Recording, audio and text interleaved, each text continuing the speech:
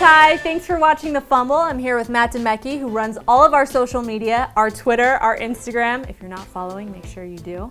Today we're going to talk about the possible #1 draft pick for 2017 for the NBA, Lonzo Ball, and a little bit of controversy that's surrounding him and his brand. His dad. Matt, do you think his dad is hurting his career?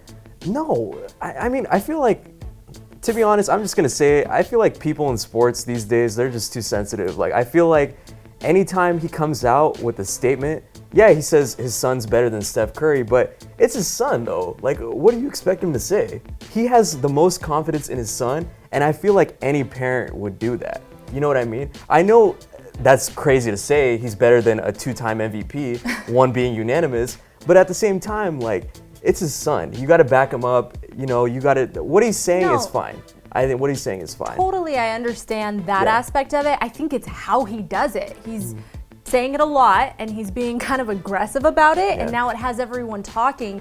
And I think, while I don't think it will actually hurt his chances or anything in the NBA, I think it's becoming a distraction from him playing. But what is it distracting though? People are talking about the father just as much, if not more, than they're talking about Lonzo and his game. But for his overall brand and his son doing what he's doing, I feel like him coming out and speaking about his son like that is really helping the brand. You know what I mean? Getting some attention? Of course they're getting attention, you know? Like, they have to. Added attention. The thing is, though, I feel like the dad is, like, too attached to his brand. Like, when you think of Lonzo Ball, you think of also Lavar Ball. You know what I mean? Like, his dad. But it should be the opposite. When you think of Lavar, you should think of his sons. It shouldn't be you think of these amazing athletes and their loud dad. I think the only thing is, when it starts becoming a distraction is when his son's not playing up to par. You know, I think that's the only way that it can become a distraction. I don't feel like his father's a distraction. You guys are too sensitive, man. They're too sensitive. Okay, well, let's talk about some of the things he said so far. You mentioned that Lonzo is better than Steph. And currently, he said that Lonzo is currently better than Steph. He's better than Steph Curry to me.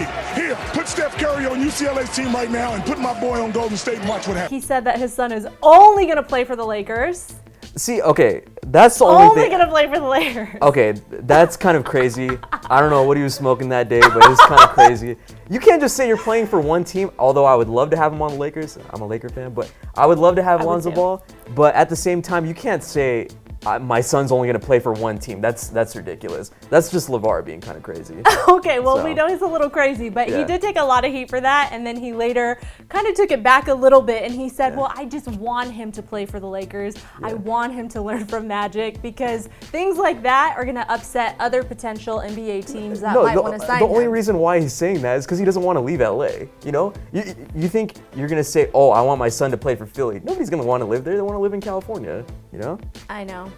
I just always feel so bad for the #1 draft picks. I really do, because it's like you work so hard. You're going to Cleveland, you're going to Philly. You work hard to go to Cleveland. Like, if it's football, Anyway, he also said he better be the #1 draft pick. Yeah. Lonzo should be #1 because he's the only player in the draft that can make everybody else around him better. As you can see that with the UCLA. Why shouldn't he be #1? He's earned it. Which, I mean, he probably will be. No, he will be. Yeah, I mean, the kid's got skills. Like, don't get me wrong. It's just, I just think his dad just coming out and saying everything, it's good, but I'm telling you, there's limits to it. That's all I'm saying. That's all I'm saying. Well, there are some officials in the NBA who have said, hey, I am a little bit concerned if the dad is putting too much pressure on him and it's going to affect him later. Like, he said that a lot of people are going to be looking at Lonzo, how he handles his dad. But see, the thing is, he said this on, I think it was one of those Fox shows, Uninterrupted. He said that, why is there pressure? Basketball shouldn't be pressure. You're playing a game, you know? If your father's coming out and saying things and that's gonna affect you on the court, I don't even think you should be playing basketball. So I don't think basketball is pressure. No, I agree, but it's not about his dad coming out and saying things and then that's what's affecting him. It's the negative media attention that can become distracting sometimes when it's like all up in your face. We've seen it several times with a lot of different types of athletes. When the media is just talking about one thing, they get a little distracted in their game. That's the media. The media is just insane. So how dare you? It's everyone else's fault. It's not the media's fault. It really is, though. Everybody's making a big deal out of it. Let's move on, because this is Okay, People are too sensitive. Okay, the last point we just have to say, he kind of likened all his son's branding power to Jordan. Yeah. Because yeah. he said that he wants his son to have a deal like Michael Jordan has with Nike.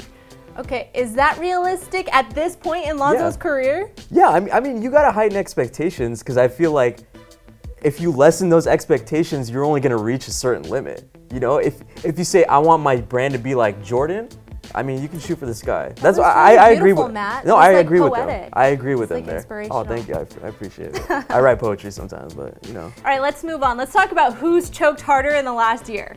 Falcons blew a 28-3 lead. Indians blew a 3-1 lead. Golden State Warriors 3-1 lead, and PSG 4-0 lead. I mean, I'm gonna have to say the Falcons. To be honest, this is a really tough one. This is a hard one. It's a really tough one, but I'm gonna have to say the Falcons because, I mean, you had a 28-3 lead going into halftime or going into the third quarter, and honestly, all the Falcons had to do, they had the game in the bag. After Julio made that catch on the sideline, it was a wrap. It was that prayer Brady said on the sideline. But the thing is, all they had to do, Kyle Shanahan is the worst offensive coordinator. That game particularly, all he had to do is run the ball 3 times.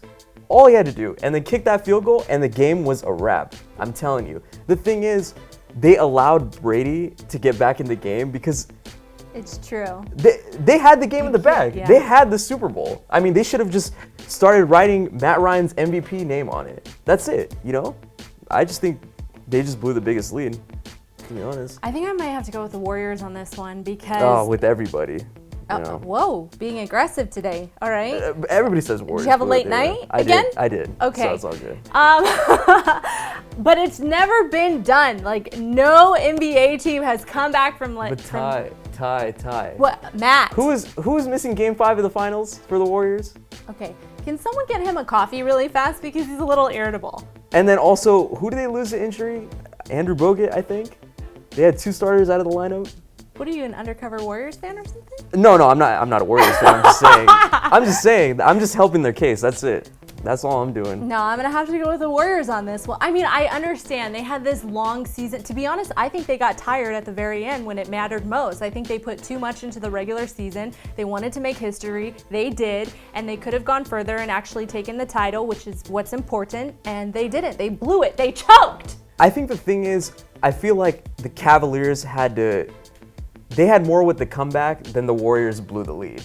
You know what I mean? I feel like the Warriors, they didn't have their starters that game. That's the only case I'm making for the Warriors. Okay. The Falcons flat out choked, you know? I know people are gonna say, Brady had a lot to do with the comeback, but I think the Falcons flat out choked. They needed to run the ball 3 times, it was done. Guys, thank you so much for tuning in. This is going to be a weekly show with Matt and I and some very special guests, but we're having a hard time figuring out a name for it, so we want you guys to name it. Let us know what you want it to be called in the comments below. The best name wins. You'll get a shout out in our video and bragging rights for life because you named a Fumble show. All right, guys, we love you so much. We'll see you next week.